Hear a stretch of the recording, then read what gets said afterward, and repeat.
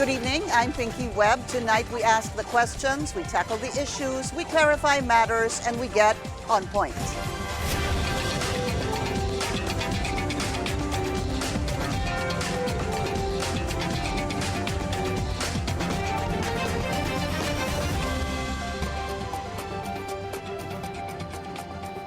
The budget season is here as the House of Representatives formally receives the proposed 6.793 trillion peso national budget for 2026. This comes amid persistent and growing allegations of corruption surrounding this year's General Appropriations Act. For one lawmaker, it's premature to discuss next year's budget until the issues are resolved. Let's get on point with House Deputy Speaker and Antipolo 1st District Representative Ronaldo Puno. Congressman Puno, it's good to see you again. It's been a while. Welcome to the show and thank you so much for your time. Thank you, Pinky, for having me. So we're talking about a 6.793 trillion budget for 2026. This was already received by House members from the DBM. But you were saying that even before we talk about the 2026 budget, let's solve this mystery of the 2025 budget. It needs to be resolved. Congressman, what exactly should be uncovered with regard to the 2025 budget?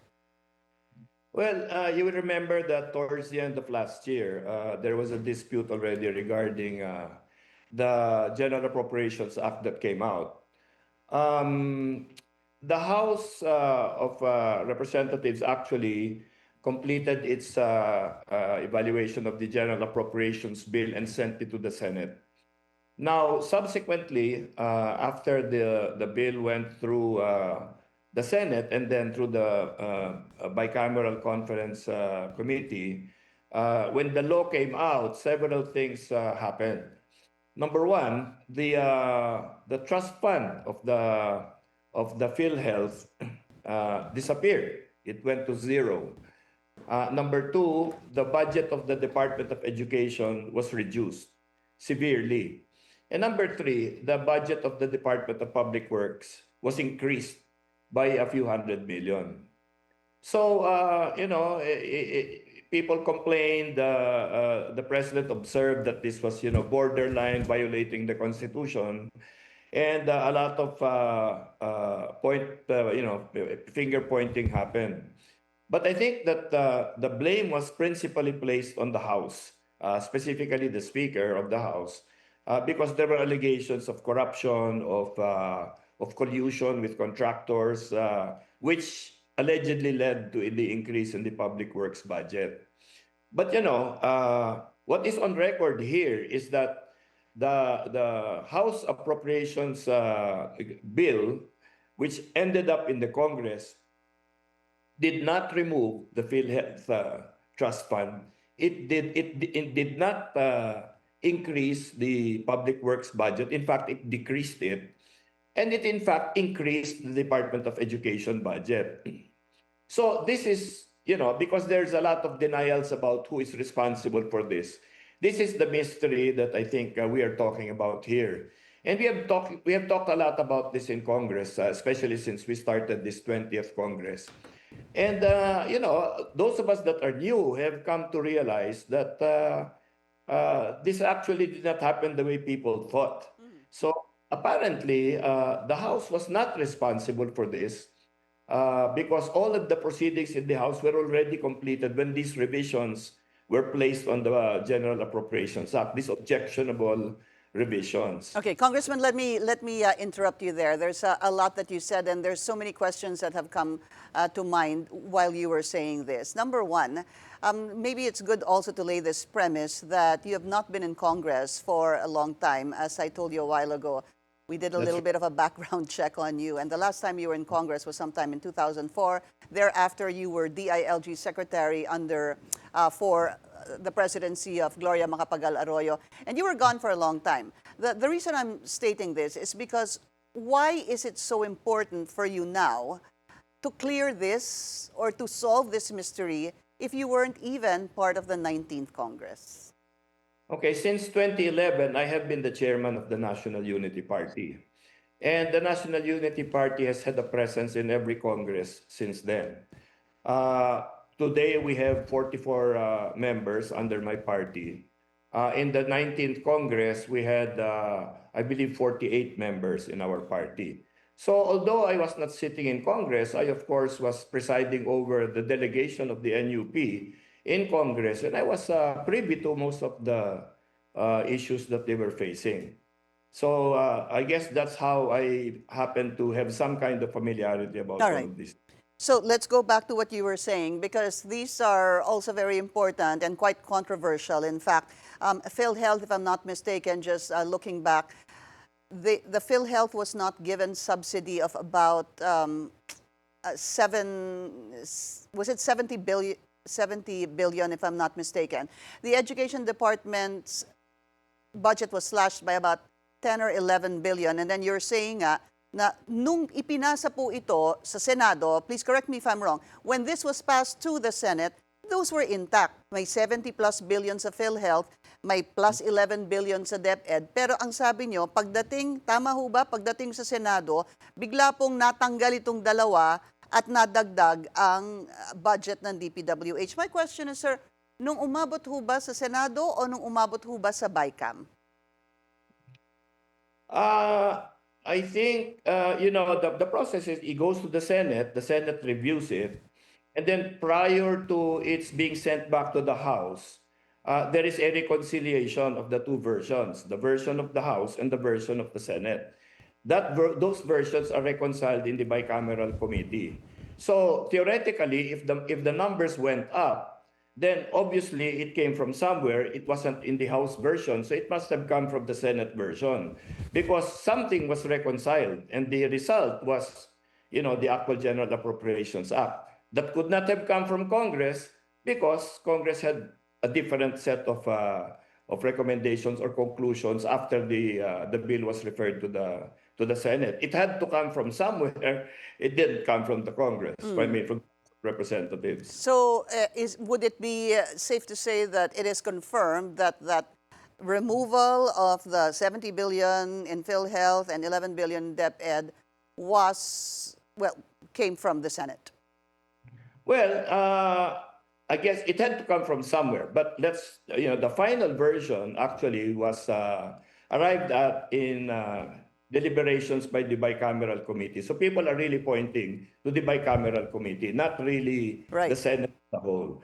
Now, the bicameral committee was composed of members of both houses also.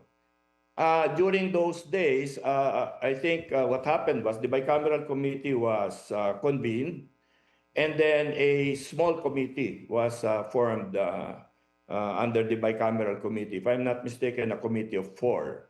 The rest were not privy anymore to the discussions on what happened with the budget after that.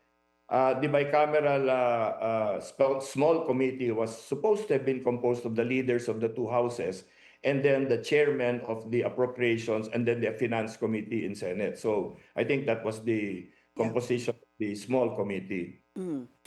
That's where the final numbers were arrived at. So it appears that what you're saying is that the House was being blamed for what was some had described as a mangled budget. And that's what basically what I'm understanding is you want to be able to clear this out, because as you were saying, those provisions in PhilHealth, the budget rather, and the DepEd were intact from the House. Now, I guess the question, Congressman, is how do we find out why and who did this? Well, the version of the House that was sent to the Senate is actually a matter of public record. That is the General Appropriations Bill that came from the House of Representatives. The document that comes after that is the final General Appropriations Act, which actually already included those controversial additions and subtractions.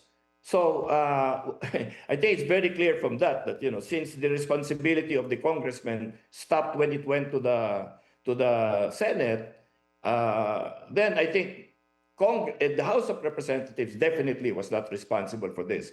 But when it went to the Senate, it went into a bicameral conference committee, And I think that is where people are now looking at what happened. But Even the entire Senate, I think the members of the BICAM committee, for example, Senator Aquilino Pimentel, said at the time, and he was complaining that he was a member of the BICAM, but he never was privy to any of the discussions until the conclusions were there and a deadline was set for the actual enactment of the law. So they also claim that they didn't know anything about it. So the responsibility, I guess points to the bicameral committee. yeah, but if you're saying that the budget rather was intact coming from the House at dinala po sa Senado and then nagkaroon po ng BICAM, the BICAM is composed of both houses of Congress, both leaders of Congress. So to not pin the blame on the House and just hypothetically pin the blame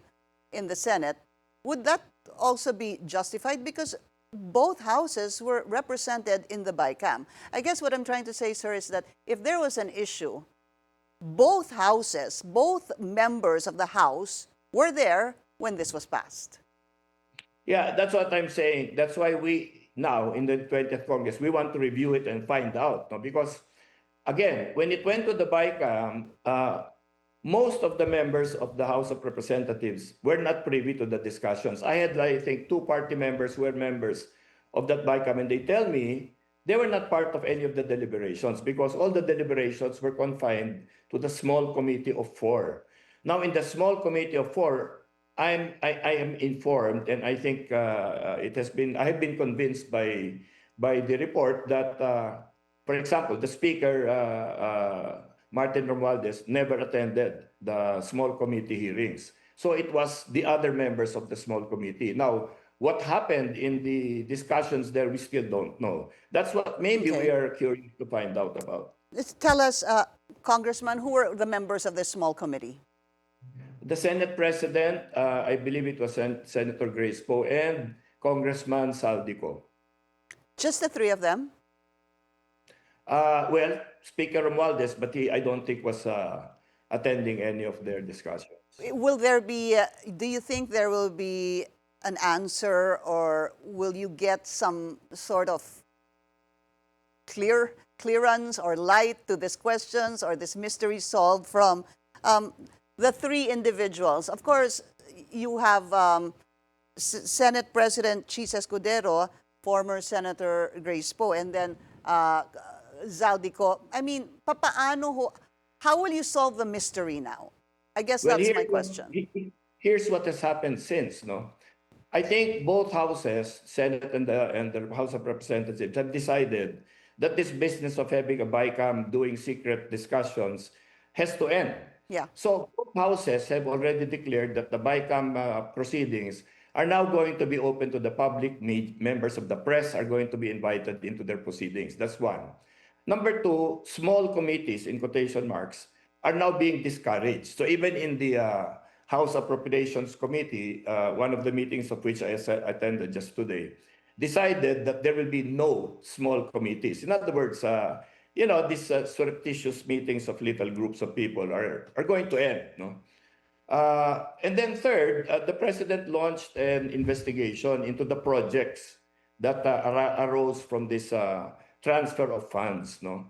I guess what Malacanang is trying to find out is who benefited from all of this. Mm-hmm. It's very difficult to find, for example, criminal or whatever responsibility in Congress. I think if it was anything, because we are legislators after all and not implementers of projects, there was probably a number of problems in the procedures that were undertaken.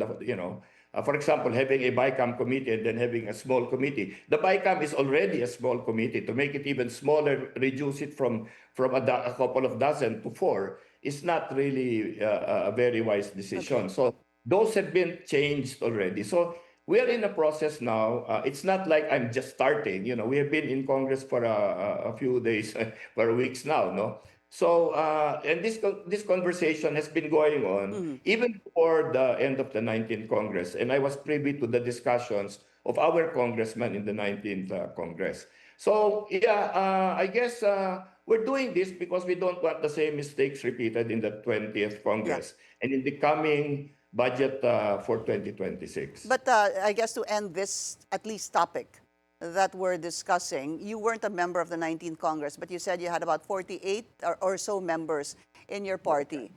That's What right. what were they telling you? Whose fault was it? You know, the 19th the 19th Congress members of NUP were not in the majority either. You know, we have never been the majority party. We are almost always the second largest party in the House of Representatives. They were telling me that they were shut out. You know, that they were not part of the discussions. They did not know how things happened, and that is why even as early as you know, maybe the first quarter of this year, we already started looking into all of these things. And I guess what people have done since then have resulted in these immediate steps that you have already seen, no? That have been initiated by the 20th Congress, such as, you know, the removal of small committees, making everything more transparent. In fact, today, part of the activities in the House was giving away copies of the National Expenditure Program to civil society, you know, Okay. private groups, citizen groups, and also opening up hearings and all proceedings to them. Still lots to talk about, but we need to take a short break. We'll continue our discussion with House Deputy Speaker Ronaldo Puno when we return. Stay tuned. This is On Point.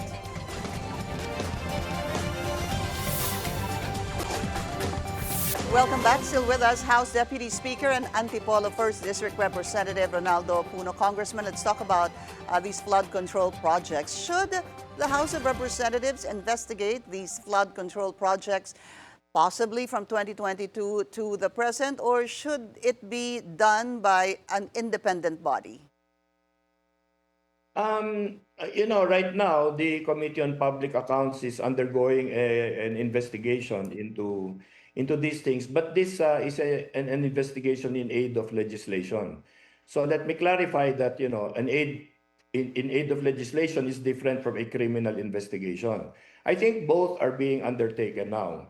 On the criminal side, I know that there are, for example, there are, you know, groups of NBI officials that have started going into several places in the provinces that they say got more funds than were probably reasonable. So there's a criminal investigation going on in the executive branch of the government, and we are doing through the Committee on Public Accounts an investigation in aid of legislation to see if there are things that can be done to avoid you know, any excesses in the 2026 budget and beyond. Is it true? Would you agree? Would you submit to that number that there are about 60 plus, 67 congressmen slash contractors?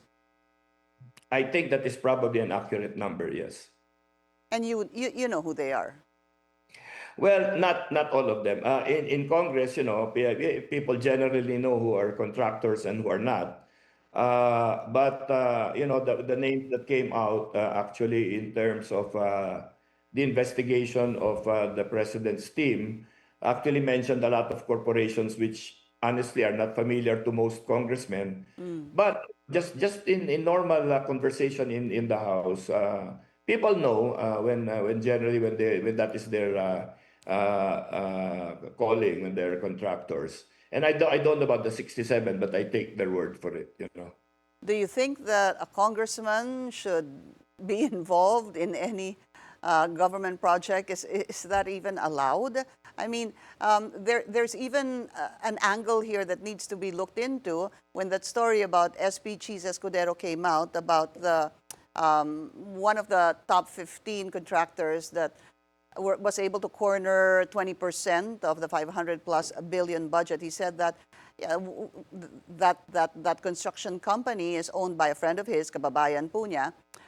Pero lumalabas po in the Omnibus Election Code, Section 95, if I'm not mistaken, na hindi pala pwedeng mag-donate.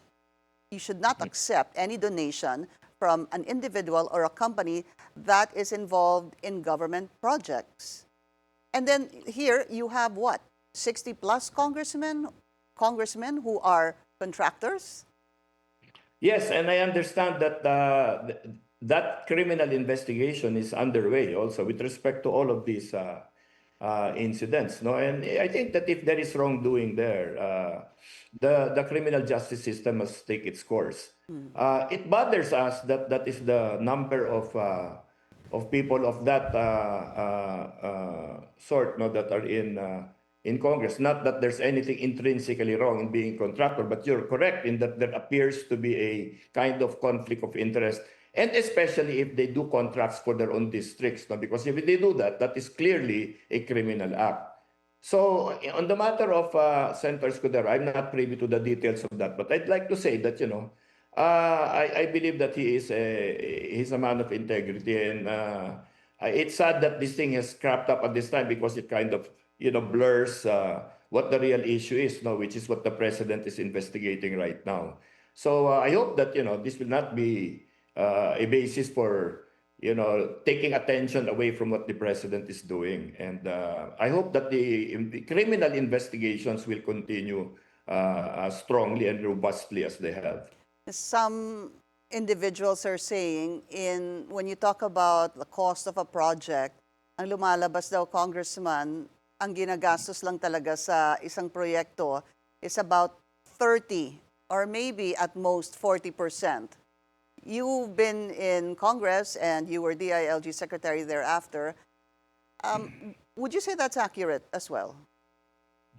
To be honest, in 2004, I did not see any of that at all. At all. When I was congressman, I would post the projects on the bulletin board in our district headquarters. Barangay captains would come in. They would be asked to look into the projects themselves to see whether everything was in order, and even the amounts, the contract values, etc., were always being posted publicly. Apparently, since then, because of maybe the many number of projects, I mean, this kind of direct reporting to your constituency, the district has not been as efficient as it should be. But the ones that have really been studying this are, well, I know for sure Senator Panfilo Lacson, who has been against this for the past 10 years, no, and he is about to present some evidence in the Senate, I believe, that will shed light on what is going on in this sector, no. There are a lot of talk, about those kinds of numbers. The ones I heard were not quite as large, no, but they were scandalous nevertheless. And I think that the government has to get to the bottom of this. This has to stop because that's a huge amount that is being stolen, no, from the public coffers. This has to end, and to the extent that we're going to be able to contribute to putting a stop to all of that, I have asked my party and everybody else that I work with in Congress, that we should all come together and put in our 2 cents worth to try to put all of these things to a stop And and punish the responsible people.